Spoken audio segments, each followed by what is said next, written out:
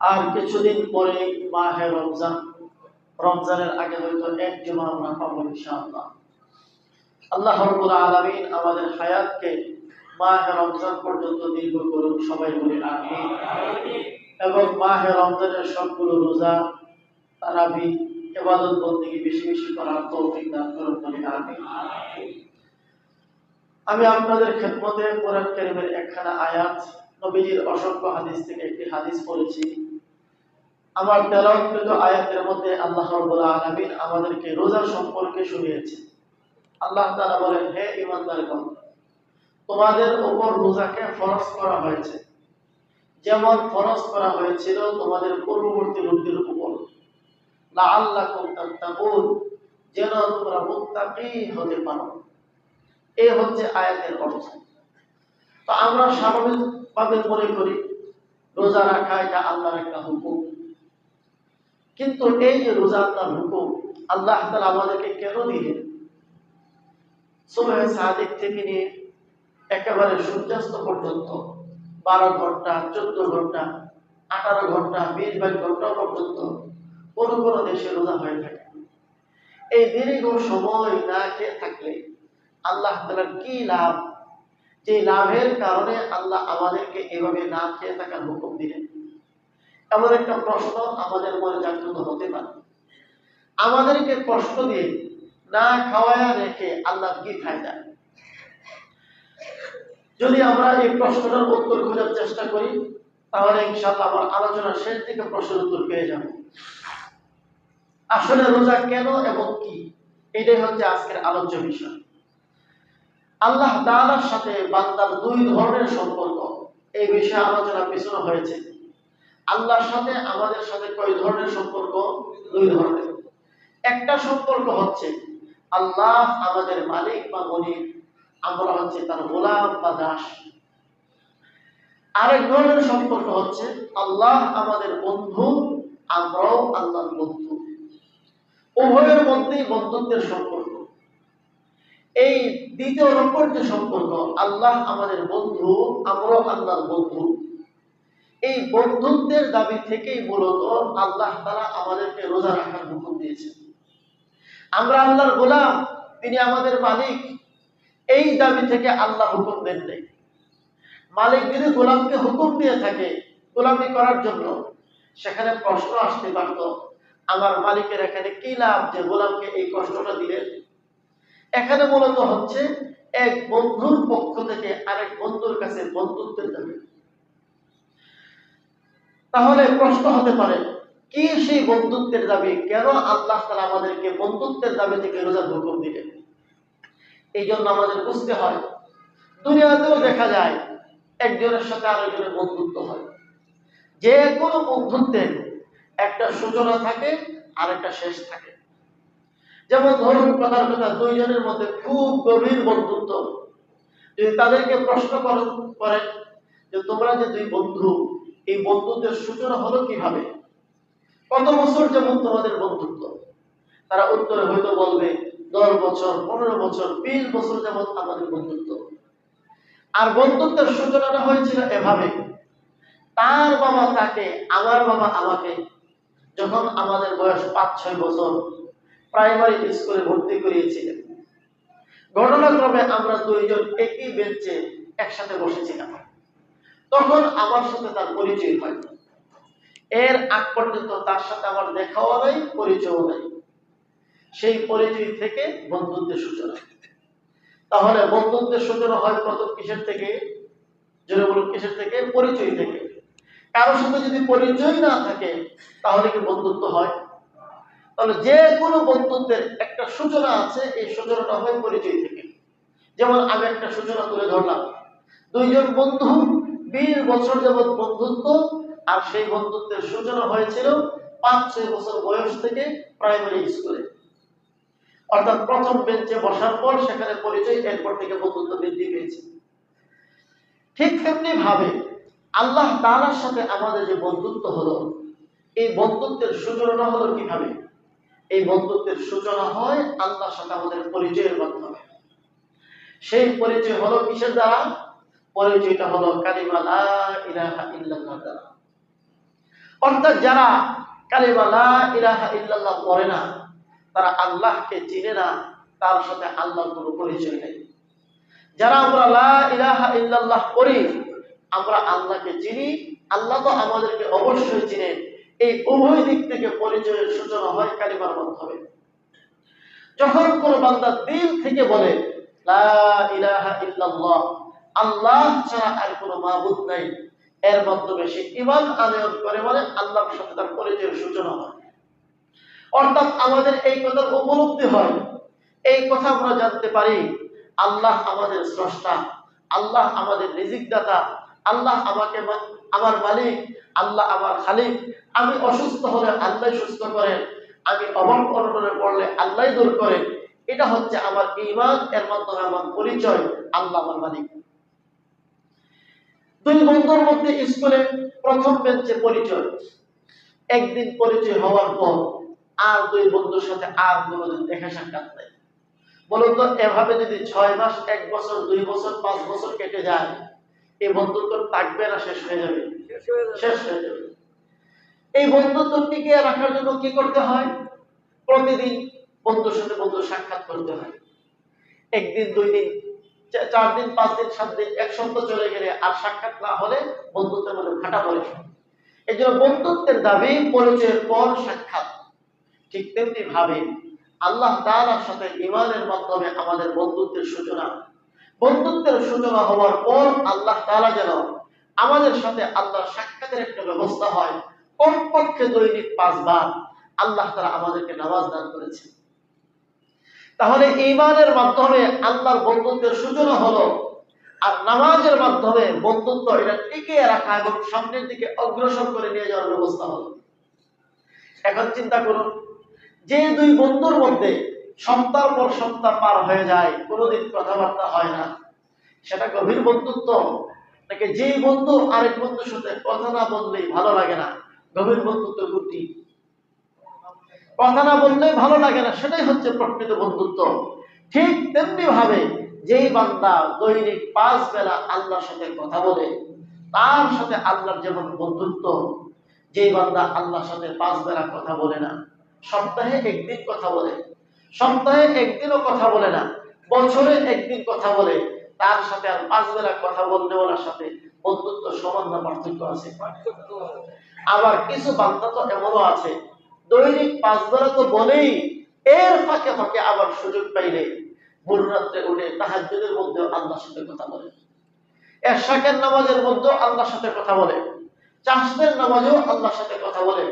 দৈনিক 5 বেলা শুধু নয়, 7 বেলা, 8 বেলাও কথা বলে। বলুন, যার সাথে আল্লাহর কথাবার্তা যত বেশি, বন্ধুত্ব তার সাথে তত বেশি। কথা বলুন, ঠিক না ঠিক? তাহলে ঈমানের মাধ্যমে আল্লাহর সাথে আমাদের পরিচয়, আর পরিচয় দ্বারা বন্ধুত্বের সূচনা।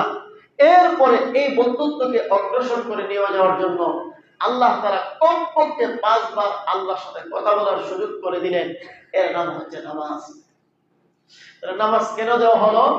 আমরা যেন 5 বার কষ্ট করি, এই জন্য না, আল্লাহর সাথে বন্ধুর সাথে বন্ধুদের আলাপের জন্য, বন্ধুর সাথে বন্ধুর আলাপের জন্য। এই জন্যই তো আল্লাহ তাআলা চাইলে, দেখুন আমরা 5 ওয়াক্ত নামাজ পড়ি, এটা আমাদের জন্য একটু কষ্টের কারণ। আল্লাহ তাআলা যদি চাইতেন আমাদেরকে আরো সহজ করে দিতে পারতেন। সেটা হচ্ছে এমন, ফজরের নামাজের সময় মসজিদে আসলাম, একসাথে 5 ওয়াক্ত নামাজ সম্পূর্ণ কমপ্লিট করে সারাদিনের জন্য ফারেক হয়ে গেলাম। এটা আরো সহজ ছিল না? আমার কথা কি বুঝতে পারতেছেন আপনারা? ফজরের সময় আসলাম, আধা ঘন্টা সময় একটু লাগায়া বা 1 ঘন্টা সময় দেরি করিয়া একবারে সারাদিনের সব নামাজ পড়ে চলে যেতাম, এটা আমাদের জন্য আরো সহজ হইত। কিন্তু আল্লাহ তাআলা এমন করলেন না, বরং ফজরের সময় আসো, নামাজ পড়ো, আবার কাজে যাও, আবার 5-6 ঘন্টা পর 1টা-1:30টার দিকে আবার আসো, আবার নামাজ পড়ো, আবার কাজে চলে যাও, 3-4 ঘন্টা পরে আবার আসো, আবার নামাজ পড়ো, আবার কাজে চলে যাও, 1-1.5 ঘন্টা পরে আবার আসো, আবার নামাজ পড়ো, আবার কাজে চলে যাও। এভাবে কাজেও লাগাইতেছে, আবার কথাও বলাইতেছে। এমনটা করালেন কেন? এর মূল কারণ হচ্ছে আমরা তার বন্ধু। দীর্ঘ সময় যদি আল্লাহর কাছ থেকে, আল্লাহর থেকে কথাবার্তায় দূরে থাকে, এটা তো বন্ধুত্বের আলামত নয়। কিছুক্ষণ পর পরে যেন বন্ধুর সাথে কথার সুযোগ পায়, এই জন্য আল্লাহ তাআলা 5 টাইম নামাজ পড়ার সুযোগ করে দিলেন। আর এটাকে আমাদের কষ্টের জন্য না, বন্ধুর সাথে বন্ধুর মিলনের জন্য। এরপরে বন্ধুত্ব যখন আরো একটা বাড়ে, এখন কথা হচ্ছে দৈনিক 3 বেলা 4 বেলা 5 বেলা কথা হচ্ছে, কারণ তো 6-7 বেলা 8 বেলা পর্যন্ত কথা হয়। বন্ধুত্ব যখন আরো বৃদ্ধি পায়, তখন দেখবেন এক বন্ধু আরেক বন্ধুর জন্য হাদিয়া, তোহফা, উপঢৌকন ইত্যাদি পাঠায়। দুই বন্ধু ঈদ আসছে, এক বন্ধু আরেক বন্ধুর কাছে গিফট পাঠাইছে, এরকম করে কি করে না, অর্থাৎ মাল খরচ করে। আল্লাহ তাআলাও বললেন, মান যাল্লাযী ইউকরিদুল্লাহা করদান হাসানান ফায়ুদাইফাহু লাহু ওয়া লাহু আজরুন কারীম। আল্লাহ বলেন, হে আমার বন্ধুরা, তোমরা তো আমার বন্ধু, ঈমানের মাধ্যমে তোমাদের সাথে বন্ধুত্বের সূচনা হলো, 5 ওয়াক্ত নামাজের মাধ্যমে বন্ধুত্বে আরো প্রমোশন হলো। এখন আমি আল্লাহকে বন্ধুর দাবি থেকে তোমাদের কাছে কিছু ঋণ চাই, তোমরা আমাকে টাকা দেও, ঋণ দেও। অর্থাৎ আল্লাহ তাআলা আমাদের সম্পদে যাকাত খরচ করলেন। এই সম্পদ আমাদেরকে দিয়েছেন কে? বলুন, কে দিয়েছেন? আল্লাহ। আল্লাহ আমাদেরকে সম্পদ দেওয়ার পর আবার আমাদের কাছ থেকে সম্পদ চান, অর্থাৎ একবার তিনি দেন, আরেকবার তিনি নেন। দুই বন্ধু, এক বন্ধু খালি দেয়, আরেক বন্ধু খালি খায়, এমন হলে বন্ধুত্ব টিকে? এই জন্য বন্ধুত্বের দাবি হচ্ছে আপনি যেমন মাঝে মধ্যে খাবেন, আপনি মাঝে মধ্যে খাওয়াবেন। দুই দিক থেকে যদি না হয়, আপনি যেমন দিবেন আপনি তেমন নিবেন। আল্লাহ রাব্বুল আলামিন আমাদেরকে দেন, দেওয়ার পরে আবার বলেন তোমরা আমাকে দেও। উভয় দিক থেকে দেওয়া নেওয়া হলে বন্ধুত্ব বাড়ে। আর যদি আল্লাহ তাআলা শুধু দিচ্ছেন আর আমরা শুধু নিচ্ছি, আল্লাহকে দিচ্ছি না, তাহলে এই বন্ধুত্ব টিকে না। ঠিক তেমনি ভাবে যেই বান্দা ঈমান আনার পর নামাজ পড়ে না, মানে আল্লাহর সাথে কথা বলে না, তার বন্ধুত্ব টিকে না। নামাজ পড়ে, সম্পদের মালিক, যাকাত দেয় না, তার বন্ধুত্ব টিকে না। এখন বন্ধুত্ব আরো একটা বৃদ্ধি পেয়েছে। প্রতি বছরে বছরে আল্লাহ তাআলার দাবি থেকে আল্লাহ যেমন তাকে সম্পদ দিচ্ছেন, সেও আল্লাহকে যাকাত দিচ্ছে, গরিব মানুষকে সহযোগিতা করছে। গরিবকে দেওয়া মানে আল্লাহকে দেওয়া। বন্ধুত্ব এখন 3 নম্বর স্তরে চলে গেল। এবার আরো একদম উন্নত হল। দেখবেন এক বন্ধু আরেক বন্ধুকে ভালোবেসে ওই বন্ধুর কিছু গুণ, সিফাত আর বৈশিষ্ট্য সে অর্জন করতে চায়। বাংলাদেশের একটা ছেলে, সে ভিন্ন দেশের একজন খেলোয়াড়কে পছন্দ করে। ওই খেলোয়াড় যে স্টাইলের চুল কাটে, সেও ওই স্টাইলের চুল কাটে। ওই খেলোয়াড় যে স্টাইলের ড্রেস পরে, সেও ওই স্টাইলের ড্রেস পরে। এরকম করে কি করে না? কেন করছে? মূলত হচ্ছে সে তাকে ভালোবাসে। অথচ তার এই স্টাইলের চুল কাটা, তার এই ড্রেস পরাকে তার মাও পছন্দ করে না, তার বাবাও পছন্দ করে না, তার ভাই পছন্দ করে না, তার বোন পছন্দ করে না, তার আপনজন আত্মীয় স্বজন সমাজ কেউ পছন্দ করে না। এরপরেও সে এই স্টাইলের চুলই কাটে, সে এই স্টাইলের ড্রেসই পরে, কারণ সে তাকে ভালোবাসে। ঠিক তেমনি ভাবে আল্লাহ তাআলাও দাবি জানাচ্ছেন, ও আমার বন্ধুরা, তোমরা তো আমাকে ভালোবাসো, আমি তোমাদেরকে ভালোবাসি, এই জন্য দৈনিক 5 বেলা আমার সাথে কথা বলো, বছরে একবার আমাকে অর্থ সম্পদ উপহার দাও। সুতরাং বন্ধুত্ব আরো প্রমোশন হয়েছে।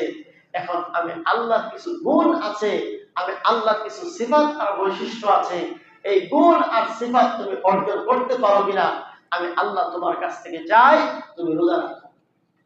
সেটা কিভাবে? আল্লাহ তাআলার একটা গুণ হচ্ছে আল্লাহ কখনো খান না।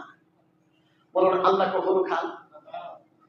বান্দাকে যদি আল্লাহ তাআলা বলে দেন, বান্দা আমি যেমন কখনো খাই না, তুমিও কখনো খেও না, এটা বান্দার জন্য হবে অসম্ভব।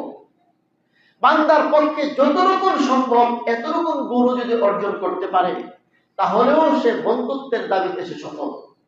এই জন্য আল্লাহ তাআলা যেন বলে দিলেন, বন্ধুরা, এমনিতে তো তোমরা দৈনিক দিনের বেলায় 3 বার 4 বার খাইতে, বিভিন্ন সময় বিভিন্ন কিছু খাইতে, আমি আল্লাহ কখনো কিছু খাই না। আমি আল্লাহর বন্ধুত্বের দাবি থেকে এই গুণ তুমি অর্জন করতে পারো কিনা আমি শুধু দেখতে চাই। তাই তোমাকে 12 ঘন্টা 14 ঘন্টা 16 ঘন্টা না খেয়ে থাকার হুকুম দিলাম, দেখে আমি আল্লাহর গুণে তুমি গুণান্বিত হওয়ার মতো তোমার আগ্রহ আর আকর্ষণ আছে না নাই। এই হচ্ছে রোজা। তাহলে রোজা কার জন্য? যে নামাজ পড়ে না তার জন্য, যে রোজা রাখে না তার জন্য। রোজা হচ্ছে বন্ধুত্ব এবং ভালোবাসার 4 নম্বর স্তর। যে বান্দা প্রথম স্তরে নাই, যে বান্দার দ্বিতীয় স্তর নাই, যে বান্দার তৃতীয় স্তর নাই, তার জন্য কি রোজা? তাহলে আর একদম অর্জন হইল বান্দাকে আল্লাহ তাআলা চান আল্লাহর যে গুণ সেই গুণে গুণান্বিত হওয়া। আল্লাহ তাআলার আরেকটা গুণ আছে, সেই গুণটা হচ্ছে আল্লাহ কখনো ঘুমান না। আল্লাহু লা ইলাহা ইল্লা হুয়াল হাইয়ুল কাইয়্যুম লা তাখুযুহু সিনাতুন ওয়ালা নাওম। আল্লাহ তার পরিচয় দিচ্ছেন আমি আল্লাহ। লা তাখুযুহু সিনা, আল্লাহ তাআলার কোনো তন্দ্রা নেই, ওয়ালা নাওম, আল্লাহর কোনো ঘুমও নেই। তন্দ্রা মানে হচ্ছে ঝিমানি। এই যে মসজিদে বসে বসে অনেকে ঝিমাচ্ছেন, এর নাম হচ্ছে তন্দ্রা। আরেকটা হচ্ছে ঘুম। আল্লাহ ঘুমানো না, আল্লাহ তন্দ্রাচ্ছন্ন হন না। ঘুমানো এবং তন্দ্রাচ্ছন্ন হওয়া এটা দুর্বল হওয়ার আলামত। আল্লাহর মধ্যে কোনো দুর্বলতা নাই। আল্লাহ তাআলা যেন দাবি জানালেন, হে আমার বন্ধুরা, প্রতিদিন এশার নামাজ পড়ে তোমরা ঘুমায়া যাইতা। আমি আল্লাহ মাহে রমজানে একটা তারাবির নামাজ দিয়ে দিলাম। এশার নামাজ পড়ার পরে এখন আর ঘুমাইতে পারবা না, অন্তত 1 ঘন্টা 1.5 ঘন্টা 2 ঘন্টা সময় নামাজে দাঁড়ায় আমার সাথে আরো কথা বলতে হবে। রাতের ঘুমটা একটু কমাইতে হবে। শেষ রাতে 1-1.5 ঘন্টা আগে উঠে রাতের ঘুমটা শেষ রাত্র কমাতে হবে, শুরু রাত্র কমাতে হবে। এভাবে ঘুম কমায়া তোমরা তো একেবারে না ঘুমিয়ে পারবা না। অন্তত আমি তো কখনো ঘুমাই না, রাতের ঘুমটা যদি একটু কমাও তাহলে আমি আল্লাহর গুণে তোমরা গুণান্বিত হয়ে একটা। এর নাম হচ্ছে রোজা। এবার বলুন, আল্লাহ তাআলা যে আমাদেরকে রোজার হুকুম দিয়েছেন আমাদেরকে কষ্টে ফেলার জন্য নাকি বন্ধুত্বের দাবি থেকে? এই বন্ধুত্বের দাবি থেকে যে আল্লাহ হুকুম দিচ্ছেন, আল্লাহ তাআলা তার আমার তেলাওয়াতকৃত আয়াতের মধ্যে এই কথাই বলেন, ইয়া আইয়ুহাল্লাযীনা আমানু কুতিবা আলাইকুমুস সিয়ামু কামা কুতিবা আলাল লাযীনা মিন ক্বাবলিকুম লাআল্লাকুম তাত্তাকুন। হে ঈমানদারেরা, এখানে আল্লাহ তাআলা শব্দ উল্লেখ করেছেন আমানু মানে বিশ্বাসী বান্দাগণ। কিন্তু আমরা যদি আয়াতের গভীরে প্রবেশ করি তাহলে বুঝবো আল্লাহ তাআলা অন্যত্র বলেছেন বিশ্বাসী যারা আমার বন্ধু হচ্ছে তারা। আলা ইন্না আউলিয়া আল্লাহি লা খাউফুন আলাইহিম ওয়া লা হুম ইয়াহজানুন আল্লাযীনা আমানু ওয়া কানু ইয়াত্তাকুন। আল্লাহ বলেন যারা আল্লাহর ওলি হয়, আল্লাহর বন্ধু হয়, তাদের দুনিয়াতে কোনো ভয় নেই, চিন্তা নেই, পরকালেও তাদের কোনো চিন্তা নেই। আর আল্লাহর ওলি কারা, আল্লাহর প্রিয় কারা, আল্লাহর বন্ধু কারা? আল্লাহ বলেন আল্লাযীনা আমানু, যারা ঈমান আনে তারা। তাহলে এই আয়াত আল্লাহ সম্বোধন করেছেন হে ঈমানদারগণ, হে বিশ্বাসীগণ। এর ব্যাখ্যা হচ্ছে হে আমার বন্ধুগণ। দেখুন আল্লাহ তাআলা কত দয়া আর মায়ের ডাক দিয়েছেন। কেন দয়া মায়ের ডাক দিয়েছেন? স্বাভাবিকভাবে আমরা দৈনিক 3 বার 4 বার 5 বেলা খাইতে অভ্যস্ত। বিশেষ করে যারা বিড়ি সিগারেট খান, পান খান, তারা তো সারাদিনই খাইতে অভ্যস্ত। তো এই সকল বান্দারা 12-14 ঘন্টা পর্যন্ত, 17-18 ঘন্টা পর্যন্ত একেবারে কিছু না খেয়ে থাকবে, এটা সহজ নয়, কিছুটা কঠিন। আর কঠিন জিনিসকে সহজ করার জন্য আল্লাহ তাআলা বড় মায়া, মমতা আর ভালোবাসার শব্দ ব্যবহার করে আমাদেরকে ডাক দিয়েছেন। কারণ মহব্বত আর ভালোবাসার মাধ্যমে অনেক ভারী জিনিস, কঠিন জিনিস সহজ হয়ে যায়। আর মহব্বত ভালোবাসা ছাড়া অনেক সহজ জিনিসও কঠিন হয়ে যায়। ছোট্ট বাচ্চা, তাকে যদি বলেন এই আমার জন্য এক গ্লাস পানি আন, এইভাবে ধমক দিয়া ধমকে শুনে বললে হে দৌড় দিব, পানিও আনবে না, আনলেও দেখবেন গাল ফোলায় পানি নিয়ে আসবে। এর অর্থ হলো তার পানিটা আনতে বড় কিসে কষ্ট হচ্ছে। আরেকটা হচ্ছে বড় মধুর ভাবে, বড় আদরের সাথে ডাক দিলেন, খোকা কোথায় আছো, একটু এদিকে আসো, আমি জানি তুমি করতে পারবে, এই জন্য তোমাকে ডাকছি, দেখো না আর কারো ডাকি নেই, তুমি কি পারবা এক গ্লাস পানি দিতে? খুশি খুশি এনে পানি উপস্থিত। ঠিক তেমনি ভাবে 14 ঘন্টা 18 ঘন্টা রোজা রাখা একটু কষ্টের, আল্লাহ ভালো করে জানেন। এই কষ্টের কাজটা আমাদের কাছে যেন কষ্ট মনে না হয়, আল্লাহ তাআলা বড় নরম ভাবে, দয়ার সাথে, মায়ার সাথে, আদরের সাথে আমাদেরকে ডাক দিয়ে বলেন হে আমার বন্ধুরা, হে আমার বিশ্বাসী বান্দারা, আমি আল্লাহ তোমাদেরকে বড় মায়া মমতা আর আদরের কারণে সামনে একটা হুকুম তোমাকে দিচ্ছি। এরপরে আল্লাহ তাআলা বলেন কুতিবা আলাইকুমুস সিয়াম, তোমাদের উপর রোজাকে ফরজ করা হয়েছে। এই কথা শুনে বন্ধুরা ঘাবড়ে যেতে পারে, ভয় পেয়ে যেতে পারে, আমরা কি পারবো এই রোজা রাখতে? তো আল্লাহ তাআলা আরো সুন্দর করে বলছেন তোমরা পারবা না মানে? তোমাদের মতো আরো কত লোকই তো পারছে, তারা যদি পেরে থাকে তোমরা পারবে না কেন? দেখুন আল্লাহ তাআলা কত চমৎকার ভাবে আমাদের উদ্বুদ্ধ করছেন। কামা কুতিবা আলাল্লাযীনা মিন ক্বাবলিকুম, তোমাদের আগে যারা ছিল তারাও তো পেরেছিল, তারা যদি পেরে থাকে তোমরা পারবা না কেন? আর কত চমৎকার ভাবে উদ্বুদ্ধ করছেন। কোরআন কারীমের মধ্যে আল্লাহ তাআলা অতীত জমানার কিছু রোজার আলোচনা করেছেন। আল্লাহ তাআলা এখানে বললেন তোমাদের আগে যারা ছিল তারা রোজা রেখেছিল। অতীত জমানার রোজা কেমন ছিল আল্লাহ তাআলা কোরআন কারীমে সূরা মারইয়ামের মধ্যে আলোচনা করেছেন। আমাদের জানা ঘটনা, হযরত ঈসা আলাইহিস সালামের মা হযরত মরিয়ম, আল্লাহ তাআলা হযরত ঈসা নবীকে আল্লাহর বিশেষ কুদরত দ্বারা তৈরি করেছেন। ঈসা নবীর বাবার নাম কি কেউ জানেন? ঈসা আলাইহিস সালামের বাবা নাই। তাহলে আল্লাহ তাআলা যে বাবা ছাড়াও পারেন, মা ছাড়াও পারেন, বাবা মা উভয় ছাড়া পারেন, আল্লাহ দৃষ্টান্ত পেশ করেছেন। হযরত ঈসা আলাইহিস সালামের মা কোরআন কারীমে সূরা মারইয়ামের চমৎকার ঘটনা, বয়স তার 15-16 বছর, গোসলখানায় গোসল করতে প্রবেশ করেছেন। কাপড় চোপড় খুলে পানি ঢালতে যাবেন, এমন সময় একজন সুন্দর সুপুরুষ যুবক মানুষ এই গোসলখানার ভিতরে ঢুকলো। হযরত মারইয়াম তো অবাক, আবার ভয় পেয়েছেন। অবাক এই জন্য, দরজা বন্ধ, সবকিছু বন্ধ, তিনি ঢুকলেন কেমনি? আর ভয় পেলেন কেন? কারণ মানুষের অবয়বে সুঠাম যুবক মানুষ গোসলখানায় প্রবেশ করলো, একটা যুবতী মেয়ে গোসল করতে ঢুকছে, ভয় পাওয়ারই কথা। এবার হযরত মারইয়াম, কোরআন কারীম আল্লাহ বলেন, হযরত মারইয়াম বললেন قالت أعوذ بالرحمن منك إن كنت تقيا, হে যুবক, তোমার মধ্যে যদি আল্লাহর ভয় থেকে থাকে আর তোমার দিলে অসৎ উদ্দেশ্য থাকে, আমি তোমার মতো ব্যক্তির অসৎ উদ্দেশ্য থেকে আমি আল্লাহর কাছে পানাহ চাই। হযরত জিবরিল আলাইহিস সালাতু ওয়াস সালাম বুঝলেন যে মারইয়াম ভয় পাচ্ছেন, সুতরাং তার ভয় আগে দূর করার দরকার। হযরত জিবরিল বললেন আমাকে দেখে ভয় পাচ্ছ? ভয় পাওয়ার কোনো কারণ নাই, আমি কোনো মানুষ নই, ইন্নী আনা রাসূলু রাব্বিক, আমি তোমার রবের পক্ষ থেকে ফেরেশতা, দূত, আল্লাহ আমাকে তোমার কাছে পাঠিয়েছে। হযরত মারইয়াম তো অবাক, তুমি দূত ফেরেশতা ভালো কথা, তা আমি মহিলা মানুষ, আমার কাছে তো তোমার কোনো কাজ নাই, তোমার কাজ হচ্ছে নবী রাসূল পুরুষের কাছে, আমার কাছে কেন আসলে?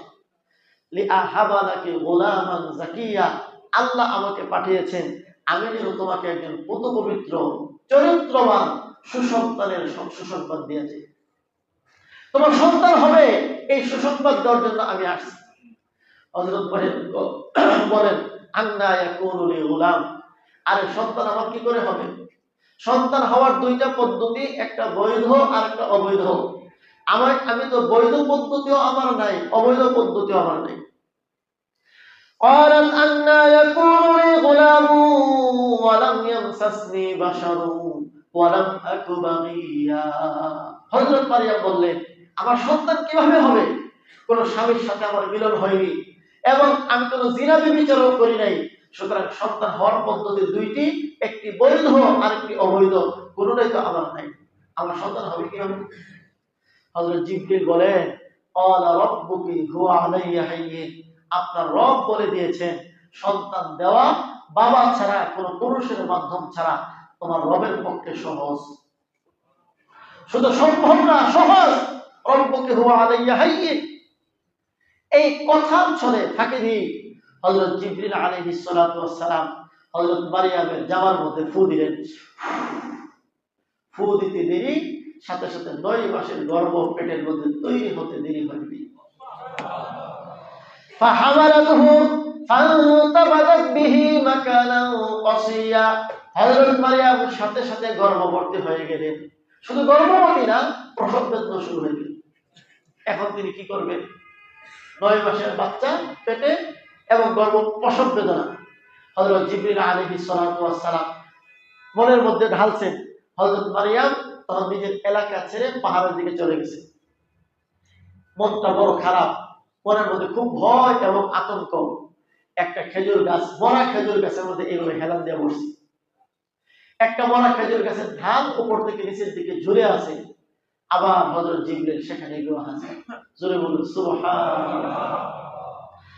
ফানাদাহা মিন তাহতিহা আল্লা তাহজানি ক্বাদ জাআলা রাব্বুকি তাহতাকি সারিয়া। হযরত জিবরিল চলে আসলেন, এসে বললেন, হে মরিয়ম, ভয় পেও না, চিন্তা করো না, একটু নিচের দিকে তাকাও। হযরত মারিয়াম তাকিয়ে দেখলেন সুন্দর বৃষ্টি পানির ঝর্ণা প্রবাহিত হচ্ছে। হযরত মারিয়ামকে লক্ষ্য করে বললেন, ওহুজ্জি ইলাইকি বিজিযআইন নাখলা, যে মরা খেজুর গাছের ডালটা ঝুলতেছে, এই গাছের ডালের মধ্যে ধরো আর ঝাঁকি দাও। ঝাঁকি দিতে দেরি হবে, টপ টপ করে তাজা তাজা খেজুর পড়তে দেরি হবে না। এবার পানি আর খাবারের ব্যবস্থা হয়ে গেল। ইতিমধ্যে হযরত মারিয়ামের সন্তানও হয়ে গেল। এই সন্তানের নাম কি? সবাই বলুন নাম কি? ঈসা আলাইহিস সালাম। আল্লাহ বলেন, ফাকুলি ওয়াশরাবি ওয়াকররি আইনা, ও মারিয়াম, পানি খাও, খেজুর খাও, আর এই সন্তান দেখে তোমার কলিজা ঠান্ডা করো। তাকায় দেখো কত সুন্দর চমৎকার সন্তান আমি আল্লাহ দান করলাম। হযরত মারিয়াম খুশি, কিন্তু খুশি হলো মনের মধ্যে একটা ভয় আর টেনশন। আমার সন্তান হয়েছে ঠিক আছে, এই সন্তান নিয়ে আমি তো এই জঙ্গলে থাকতে পারবো না, এই পাহাড়ে থাকতে পারবো না, আমার তো অবশ্যই বস্তিতে যেতে হবে। সেখানে গেলে মানুষ আমারে কি বলবে, এই ভয় আছে না নাই? হযরত মারিয়াম এই সন্তান নিয়ে কি করবেন? এবার হযরত জিবরিল আলাইহিস সালাতু ওয়াস সালাম পরামর্শ দিচ্ছেন, এই সন্তান নিয়ে তুমি বাড়িতে যাও, কেউ কিছু বললে তুমি কোনো উত্তর দিবা না, খালি সন্তানের দিকে ইশারা করে কইবা, যা কওনের হেরে জিজ্ঞাসা খালি। فإما ترين من البشر أحدا فقولي إني نذرت للرحمن صوما فلن أكلم اليوم إنسيا। হযরত জিবরাইল বলে দিলেন আল্লাহ তাআলার পক্ষ থেকে, হে মারিয়াম, সন্তান নিয়ে বাড়িতে যাও, কেউ যদি তোমাকে কোনো প্রশ্ন করে তুমি উত্তরে বলবা, ইন্নী নাযারতু লির-রহমানি সাওমা, আমি রহমানের জন্য রোজা রেখেছি। ফালান উকাল্লিমাল ইয়াওমা ইনসিয়া, যেহেতু রোজা রাখছি সুতরাং আজকে আমি কোনো মানুষের সাথে কথা বলতে পারবো না। এখানে এই অংশটুকু বোঝানোর আমার উদ্দেশ্য ছিল, বনি ইসরায়েলের রোজা আমাদের রোজার চাইতে হাজারো কোটি গুণ বেশি কঠিন ছিল। সেটা কি? সেটা হচ্ছে বনি ইসরায়েলের রোজা আমরা শুধু খাওয়া দাওয়া বন্ধ রাখলে আমাদের রোজা হয়, কিন্তু তারা শুধু খাওয়া দাওয়া বন্ধ রাখলে রোজা হতো এমন না। এই দুই ঠুট ভালো কথা ব্যতীত, আল্লাহর জিকির ব্যতীত দুনিয়াবি সব ধরনের কথা থেকে বন্ধ রাখা ফরজ ছিল। কি বুঝলেন? এই কথা বলা পর্যন্ত নিষেধ ছিল, এটা আমার সন্তান। আল্লাহ বলে দিলেন তুমি কইবা ইঙ্গিতে যে আমি রোজা রাখছি, আমি কোনো কথা বলতে পারবো না।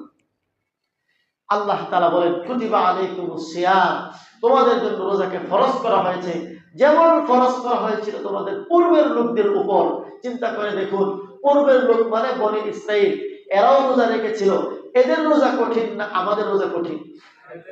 এদের রোজা কঠিন। আল্লাহ বলেন তারা যদি রোজা রাখতে পারে তোমরা পারবে না কেন? হযরত মারিয়াম তার সন্তান নিয়ে বাড়িতে আসলেন, পুরা বেথলেহেম হইচই শুরু হয়ে গেল। ওই শুনছুনি কোকি, ও মরিয়ম আমাদের ইমাম সাহেবের মেয়ে।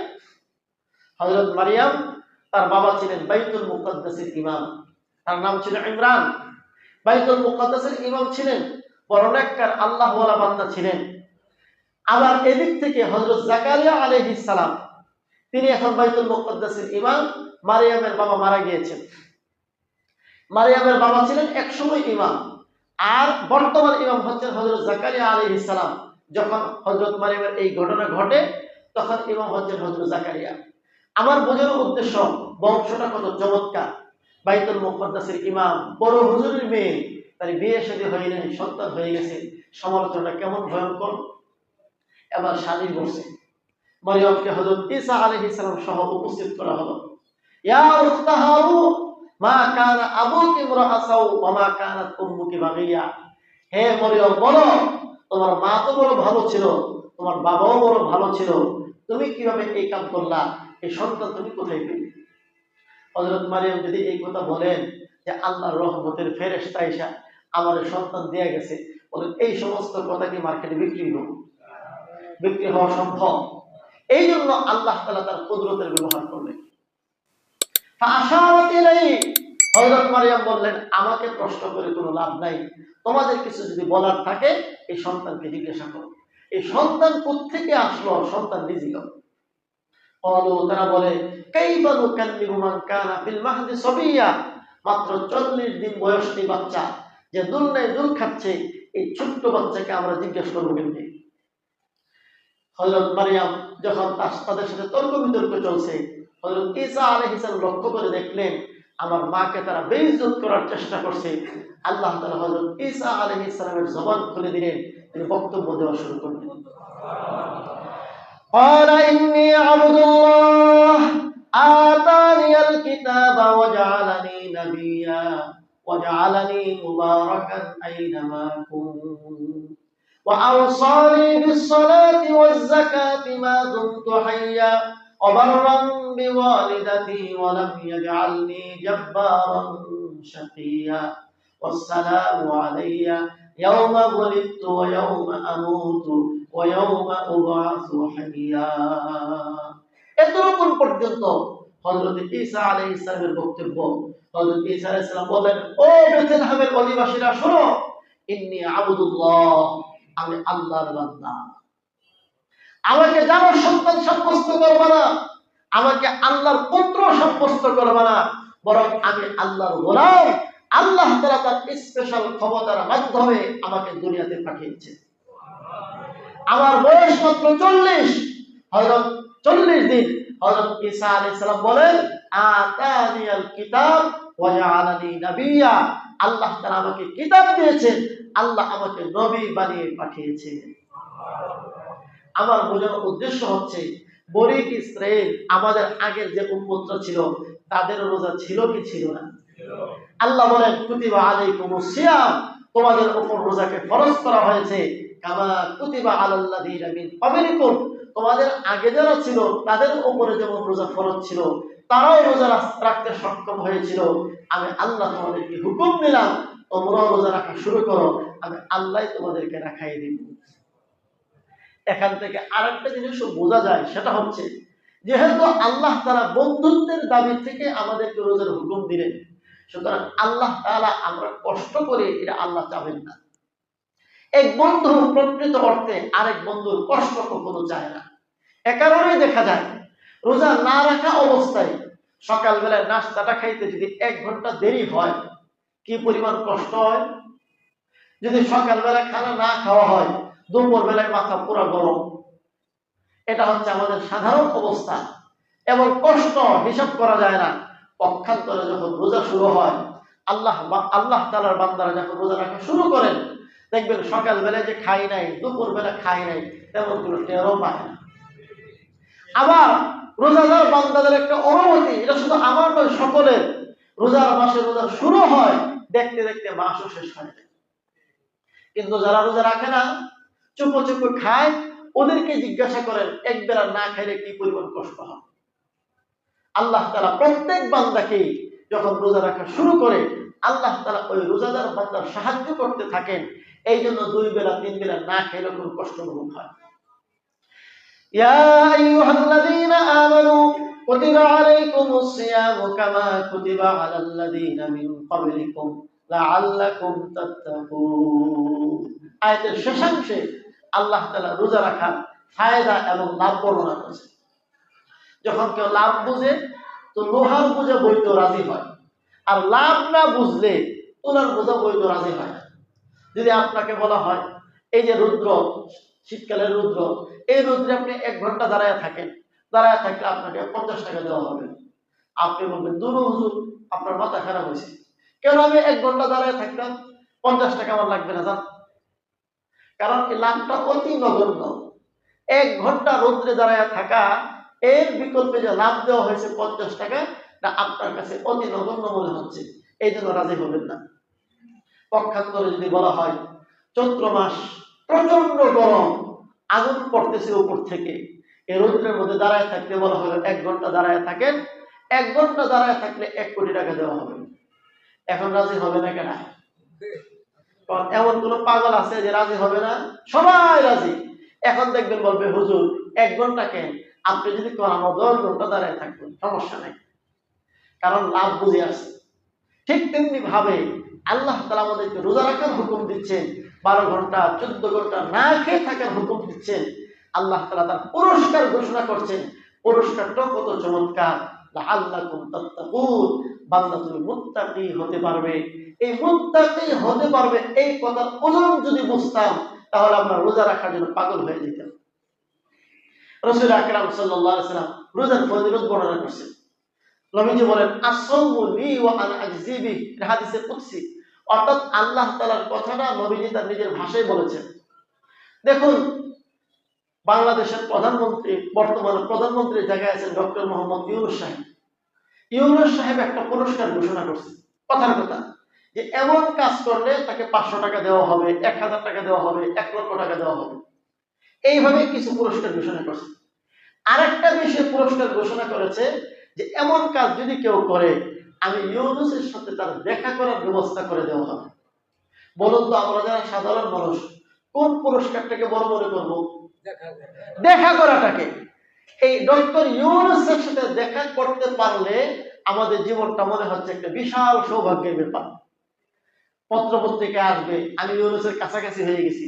দেখবেন এই যে নির্বাচন আসতেছে, নেতাদের কাছে গিয়ে ছবি ওঠানোর জন্য পাগল। বড় নেতার সাথে পাতি নেতার ছবি, এটা আবার দেখায় একে অপরকে, দেখ আমি কত বড় নেতা হয়েছি, বড় নেতার কাছে আমি আছি, এমনি চাইয়া থাকে হেমনে চাইয়া থাকে। কথা কোন ঠিক নেবে? ঠিক।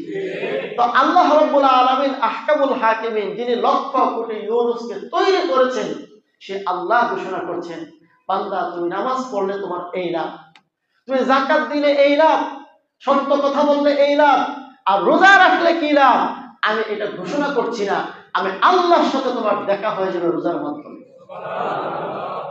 আস-সাওমু লি ওয়া আনা আজজি বিহি, রোজা হচ্ছে আমার, আমি আল্লাহ নিজ হাতে এর পুরস্কার দেব। অন্য সব পুরস্কার তোমার আমলনামায় ব্যাংক অ্যাকাউন্টের মতো পৌঁছে যাবে, আর রোজার পুরস্কার কারো মাধ্যমে নয়, ব্যাংকের মাধ্যমে নয়, ফেরেশতার মাধ্যমে নয়, আমি আল্লাহ নিজ হাতে এই পুরস্কার তোমাকে তুলে দেব। কত বড় পুরস্কার! এই জন্য প্রত্যেক ভাই যারা অতীতে রোজা রাখি নাই, আমাদের তওবা করার সুযোগ আসছে। যারা অতীতে রোজা রেখেছি আলহামদুলিল্লাহ সুস্থ আছে, রাখবো। যারা অতীতে রাখি নাই, আমরা তওবা করি, খালেস দিলে নিয়ত করি, পাকাপোক্ত নিয়ত করি, ইনশাআল্লাহ অন্তত এই বছর থেকে আর কোনোদিন রোজা ছাড়বো না। আল্লাহ তাআলা আমাদের সকলকে তৌফিক দান করেন, আমিন। ওয়া আখিরু দাওয়ানা আলহামদুলিল্লাহি রাব্বিল আলামিন।